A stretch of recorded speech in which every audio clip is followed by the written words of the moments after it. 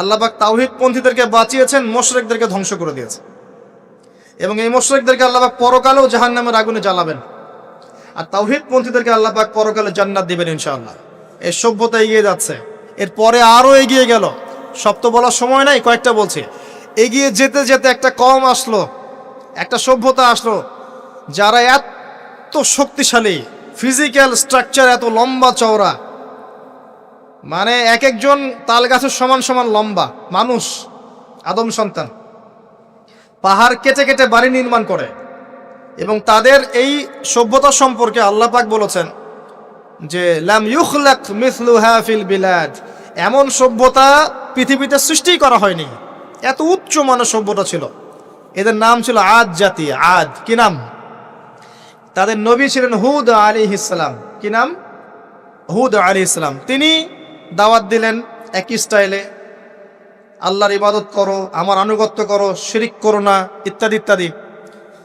কওম তার কথা শুনলো না। অল্প কিছু মানুষ শুনলো, তাদেরকে তিনি সাথে নিয়ে চলে গেলেন। আল্লাহ পাক জালেমদেরকে ধ্বংস করে দিলেন। একই সুন্নাহ। কিভাবে ধ্বংস করলেন? ঝঞ্ঝা বায়ু দিয়ে। এমন বাতাস, যে বাতাসে পুরো কওম উড়ে চলে গেল খেজুর গাছের মতো, খেজুর গাছের ডালের মতো পড়ে থাকলো। যারা বলতো মান আশাদ্দু মিন্না কুওয়া, আমাদের চেয়ে শক্তিশালী আর কে আছে, আল্লাহ পাক ওদেরকে বাতাস দিয়ে উড়িয়ে শেষ করে দিলেন। সুবহানাল্লাহ। এরপরে আরেকটা সভ্যতা আসলো, যার নাম সামুদ। তাদের নবীর নাম সালেহ আলাইহিস সালাম। তারাও আদ জাতির ভাই, ওরাও ফিজিক্যালি অনেক স্ট্রং ছিল। একইভাবে নবী দাওয়াত দিলেন, তারা কবুল করলো না। আল্লাহ পাক ওই মুমিনদেরকে উদ্ধার করলেন, বাকিদেরকে বজ্রপাত দিয়ে ধ্বংস করে দিলেন। কি দিয়ে ধ্বংস করলেন?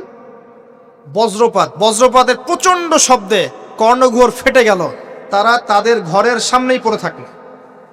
এটা একটা কওম ছিল, যেই কওমটাকে বলা হয়েছিল যে সময় আছে তোমাদের সামনে, তোমরা চাইলে তওবা করে ফিরে আসতে পারো, অথবা 3 দিন ভোগবিলাস করতে পারো, ধ্বংস আসবে, আযাব আসবে। ওরা বলেছিল বরং আমরা 3 দিন ভোগবিলাস করে নেব। কোন সম্প্রদায়ের সাথে এই আকীদাটা মিলছে? বর্তমান যুগের কোন সভ্যতার সাথে এই আদর্শটা মিলছে? কথা কি বুঝতে পারেন? কারা শিখায় মানুষকে খাও দাও ফুর্তি করো?